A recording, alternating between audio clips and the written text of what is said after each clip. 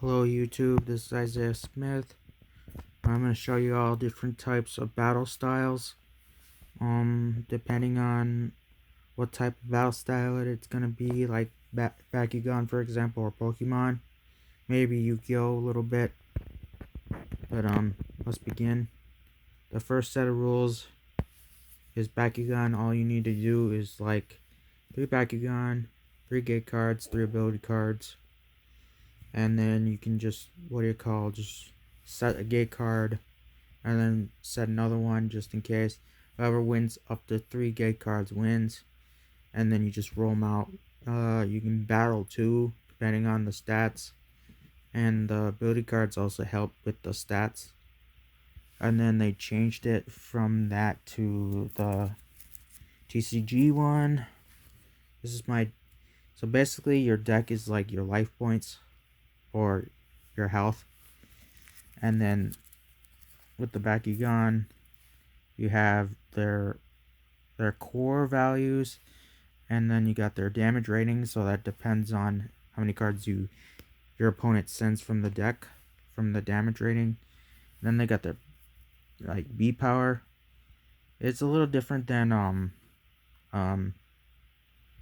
G power since the old Bakugan, but that's all you do. You draw 5, and then you draw one more for the start of your turn. Each player draws a card every turn, and then if they reduce it down to 0, then they lose.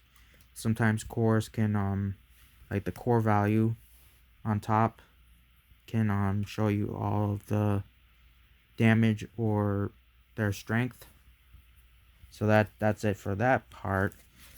And then we move on to another set of rules for Bakugan, where you have character cards, and then Nanogon, Geogons, stuff like that.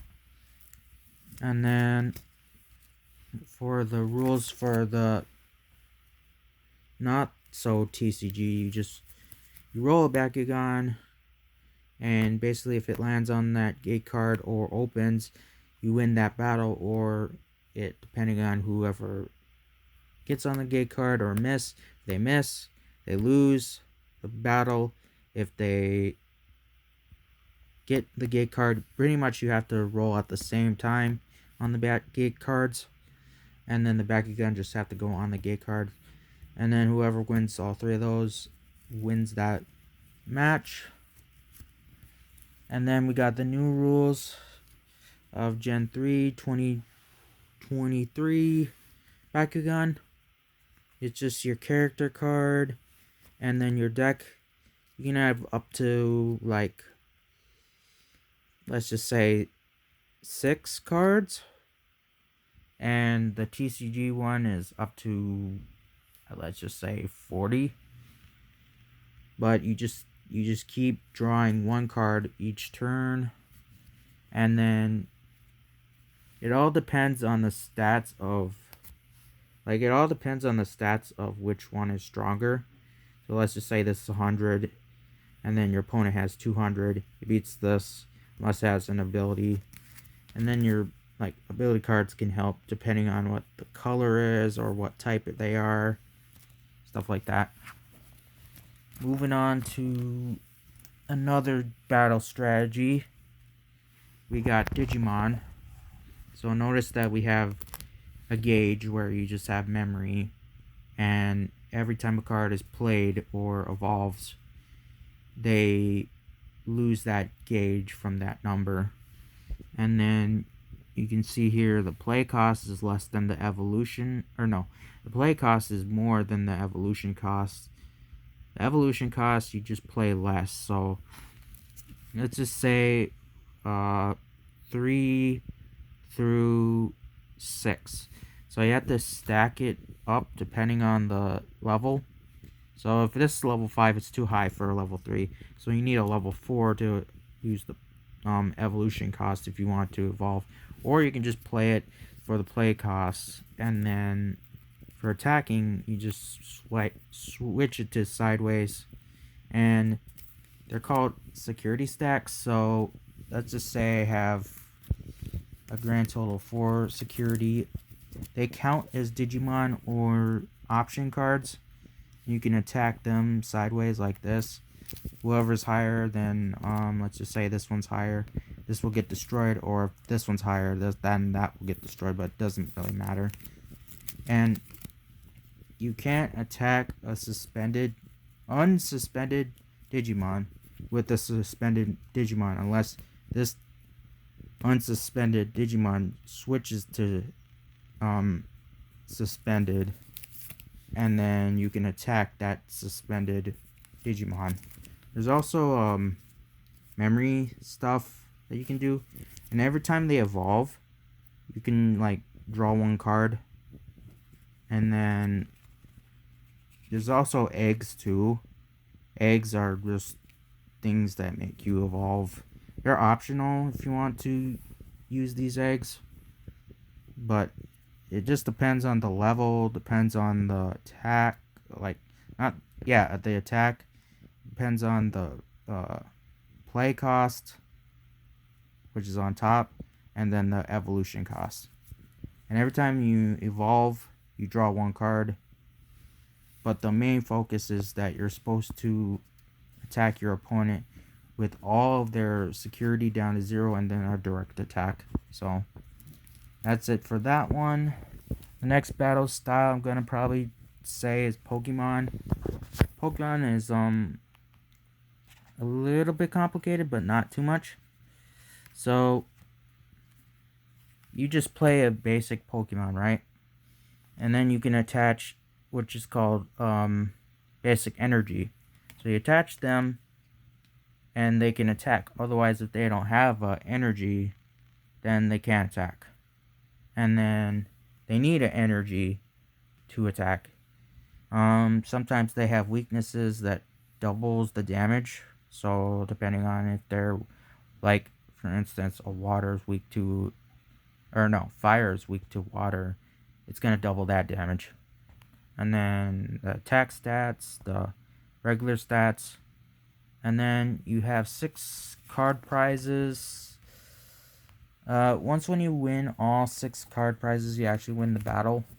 And then there's like evolution cards, which is like, for instance, stage 1, stage 2. You can't play these unless you already have a basic Pokemon first, and then they evolve later on. So that's how evolution works, is stage 1 or stage 2. And if you win all your prize cards, then you win the match. I'm going to talk about the complicated method of battle style. You have 5 spell and trap card zones. You have 5 monster zones. Basically, it's kind of like chess. So your pawns are your monsters, your back row is your strongest team, and then you are the king chess piece, which means if they attack you directly, then you lose depending on how many life points you have. And if you have 8,000 dropped to 0, it's pretty much all just strategy and learning the game.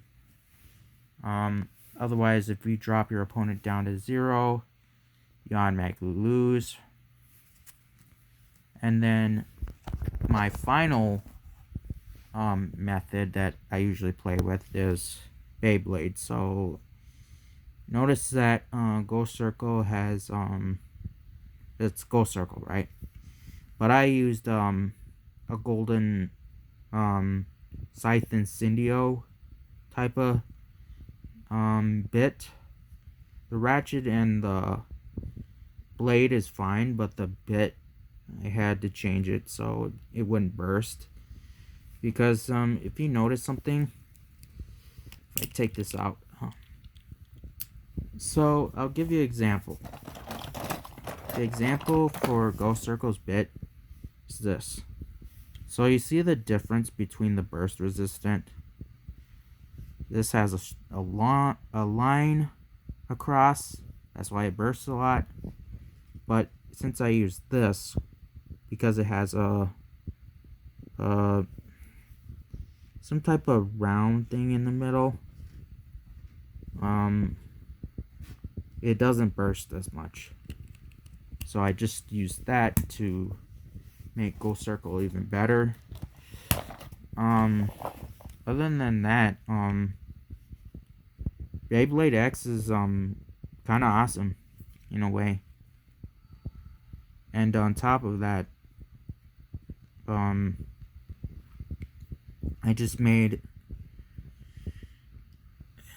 because Ghost Circle isn't really that good, but when you change it to the bottom, it's actually pretty good, because it can bounce like a ball when you let it rip. And that's just how it happens. So thank you guys for watching this video about different types, and I'll see you guys in the next video. Take care.